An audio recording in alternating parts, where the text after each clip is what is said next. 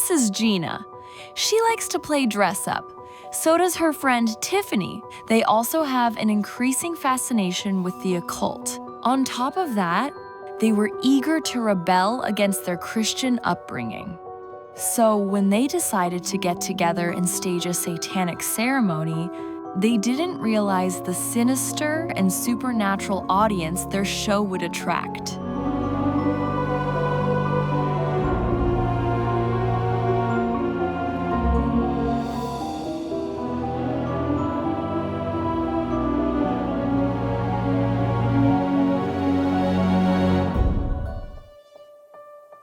Tiffany and her friends were mischievous girls in their late teens who were routinely rebelling against their more conservative, small-town values their parents had tried to instill in them.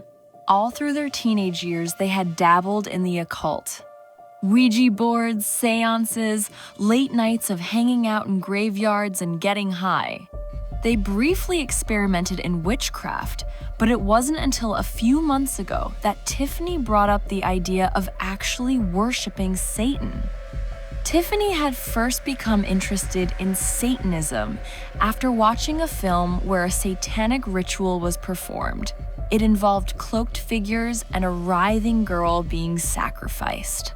Not all of the girls believed in Satan, although they were all up for a little Satan worshipping, if for no other reason than to piss off their parents. Their backgrounds were all from Christian families, so they knew that satanic worship would cause an uproar in their homes, so naturally, they all jumped on board. They all bought themselves black robes and candles and had their first satanic ritual that night. At first, their early rituals were less rituals and more like a sleepover with some satanic cosplay worked in. The girls all dressed in fishnets and lingerie under their robes. They played heavy metal music and danced around the room. They lit incense and they all got high on marijuana. Then they constructed a makeshift altar out of a few mattresses and Gina got on the altar. Using a prop knife, they stole from their school's drama department. They did a mock sacrifice. They didn't have much knowledge of actual satanic rituals. Tiffany read from a Bible, but read the words backwards, hoping that would conjure up some supernatural atmosphere, but it didn't.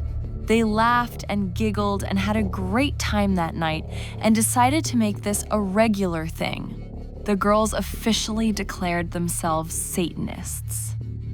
Satanism encompasses varied philosophies that use the figure of Satan as a symbol of individualism, rebellion, and freedom. It is divided into two main branches: atheistic Satanism, like LaVeyan Satanism, and the Satanic Temple, which focuses on personal empowerment and social activism, promotes critical thinking, personal responsibility, and the rejection of authoritarian control. This was the kind of Satanism that attracted Tiffany's non-believing friends.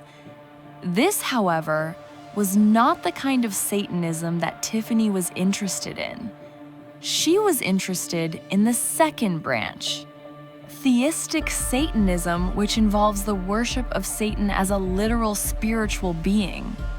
Theistic Satanism is an umbrella term for religious groups that revere or worship Satan as an actual supernatural entity, in contrast to atheistic Satanism, which views Satan as a symbolic figure. The beliefs and practices of theistic Satanists are highly diverse, individualistic, and not controlled by a single central organization. Theistic Satanists often see Satan as a liberator, mentor, or father figure who promotes knowledge, freedom, and personal empowerment. This is often tied to the narrative of Satan as the one who provided humanity with forbidden knowledge. Many followers believe the Abrahamic God is a tyrannical or malevolent figure, and they view Satan's rebellion as a just act against an authoritarian creator. This perspective is influenced by Gnostic dualism, where the material world's creator, demiurge, is seen as evil, and Satan is a force for transcendence. Theistic Satanism is considered part of the left-hand path, which emphasizes self-deification, personal development, and individuality over obedience to religious authority.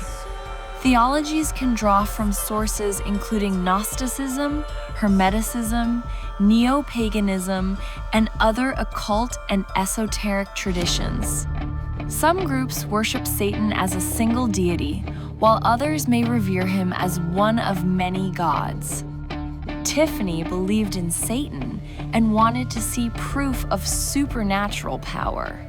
While some atheistic Satanists engage in theatrical rituals for psychological effect, theistic Satanists may practice magic and conduct rituals for the purpose of conjuring up supernatural power to achieve personal desires.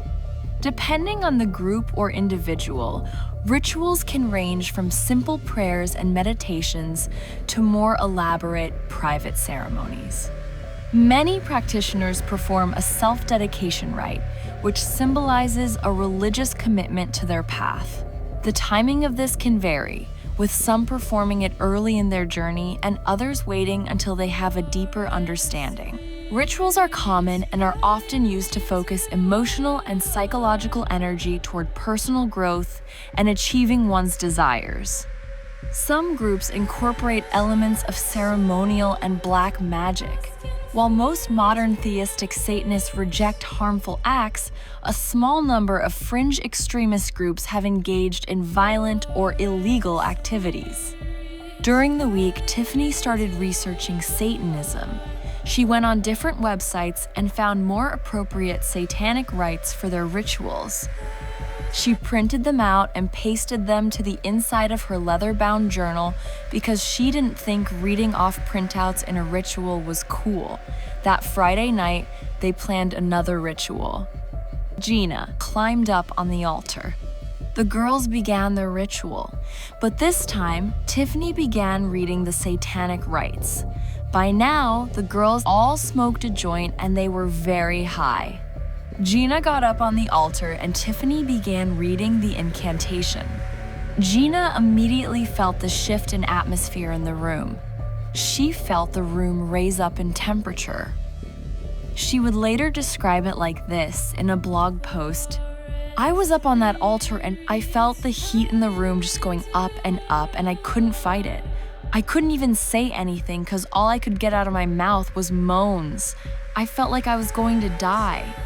But it didn't feel bad, like getting burned on a hot stove. That shit felt good, like good in a bad way, like when you got a sore in your mouth and you just start tonguing it real hard. It hurts, but it feels good. I felt like that's what was happening to my soul. It felt like Satan was tonguing my soul real freaking hard. It felt good, but bad at the same time. It was excruciating, painful, and it was like the pain was making me come, if that makes sense. I had an orgasm up there on that altar. It wasn't pleasurable, it was like a paingasm. It felt good because it felt so bad, if that makes sense. I never felt anything like it. It was amazing and terrible all at the same time. And it never stopped. Just when I thought I'd reached a peak, it would go up another notch. Then it would stay there, and I'd think I couldn't handle it at this level. And then it would jump up another notch, and another. Like the pain and suffering and pleasure was all getting stronger and wasn't going to stop ever. I really thought this was how I was going to spend the rest of my life, wriggling around in agony and pleasure, moaning and screaming and writhing in hell. I didn't know where I was. I wasn't even sure I was still alive. I thought my soul had been dragged into hell, and this was what hell was like. Pain and pleasure all rolled into one. I couldn't even see. When I opened my eyes, I just saw bright, blurry, flickering flames.